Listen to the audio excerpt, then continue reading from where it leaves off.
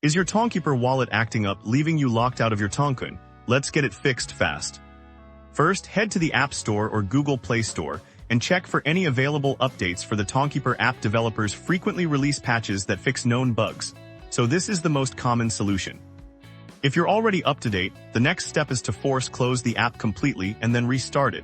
This clears the app's temporary memory and can resolve many minor glitches instantly. For more persistent issues, try restarting your entire smartphone. This refreshes your device's system processes and network connections, which often resolves underlying conflicts affecting the app. Since Tonkeeper needs a live connection to the blockchain, let's check your network. Try switching from Wi-Fi to your mobile data, or vice versa. Also, ensure you haven't accidentally enabled airplane mode. If problems persist, a more powerful step is to clear the app's cache and data. Be warned, this will log you out, so make sure you have your recovery phrase secure and ready to restore your wallet. By following these steps, you should have your Tonkeeper wallet back online, giving you confident control over your crypto once again.